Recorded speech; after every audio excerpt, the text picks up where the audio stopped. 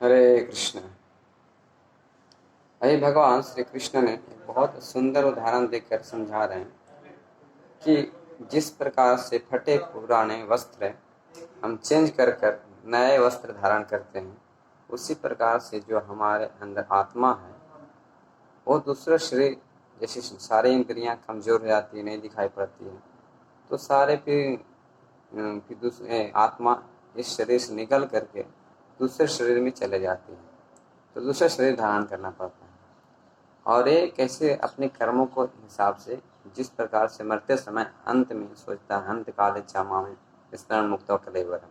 कलेवरम मतलब जिस प्रकार से शरीर त्याग करता है, तो अंतिम समय में जैसे चिंतन करता है, फिर अगला शरीर उसी प्रकार को मिलता है। और अपने शक्ति से नहीं, वो भगवान की शक्ति से वो अगला शरीर बनता है, अपने शक्ति से नहीं। तो एक अभी 22वें श्लोक में समझाया गया है, अध्याय 2 गीता का सार और श्लोक नंबर 22। तो यहाँ पे वही चीज एग्जाम्पल दिया जा रहा है, वसांस गृणानि यथा विहाय नवानि गृणान्ति नरोपराणि तथा शरीराणि विहाय जीर्णानि अन्यानि स्यान्ति नवानि देहि। अनुवाद इस प्रकार है, जिस प्रकार मनुष्य पुराने वस्त्रों को त्याग कर नए वस्त्र धारण करता है, उसी प्रकार आत्मा पुराने तथा व्यर्थ के शरीरों को त्याग कर नवीन भौतिक शरीर धारण करता है। तो यहाँ पे आत्मा के बताया जैसे अभी, तो नया शरीर धारण करता है और भगवान की कृपा से ऐसा करता है। इसे बताया गया है शास्त्रों में कि हमारे शरीर में दो आत्मा है, एक आत्मा एक परमात्मा।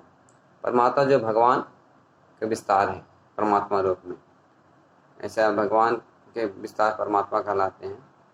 तो उसके बाद में फिर आत्मा है परमात्मा, उसके बाद में परमात्मा भगवान का ही विस्तार है, ये अलग नहीं है भगवान से। शिरोदक्षाय विष्णु एक भगवान के पुरुष अवतार होते हैं, तो एक कर्णोदक्षाय विष्णु, गरुदक्षाय विष्णु और शिरोदक्षाय विष्णु। तो शिरोदक्षाय विष्णु के नाम से जानते हैं कि हमारे 4 भुजा में रहते हैं परमात्मा। हाँ, तो फिर भगवान की कृपा से वो परमात्मा की कृपा से ही वो अगला शरीर मिलता है उसको। तो इस शरीर में 2 प्रकार के रहते हैं, एक आत्मा एक परमात्मा। तो इसमें बताया गया है कि एक पक्षी, 2 पक्षी, जैसे एक पेड़ में एक पक्षी अपने भौतिक मोहित होने के कारण वो भोगता, सुख दुख भोगते रहता है, और एक जो पक्षी है वो विटनेस यानी साक्षी पक्षी है। तो सारे कर्म के भोक्ता बनने के कारण वो दुखी कभी होता है तो कभी सुखी होता है, क्षणिक सुखी। तो उस तरह से जब हम मोहित, इस पूरे जीवन संघर्ष चलते रहता है, और जब वही पक्षी अपने परम गुरु अपने साक्षी भगवान कृष्ण की तरफ मोह मोड़ता है, तो सारे मोहग्रस्त जीव जो है वो दूर हो जाता है।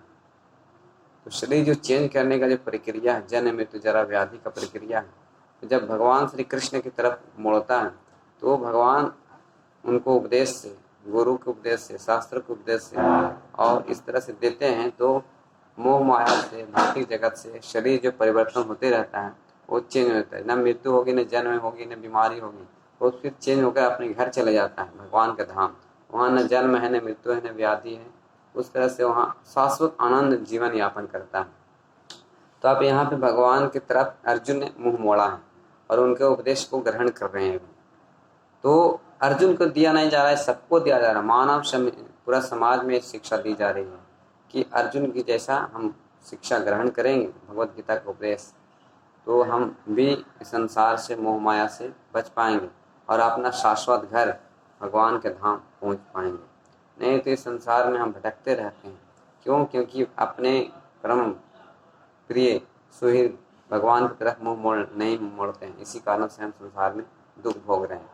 तो जब हमको मौका मिल रहा है भगवान श्री कृष्ण की कृपा से इस तरह से पढ़ने का, समझने का, इसको जरूर लाभ उठाइए और ज़रूर अब बताइए क्या आपको अच्छा लगता है, क्या सुझाव है, क्या मतलब और कुछ करना चाहिए, तो ज़रूर बताइए, मुझे कमेंट में लिखिए।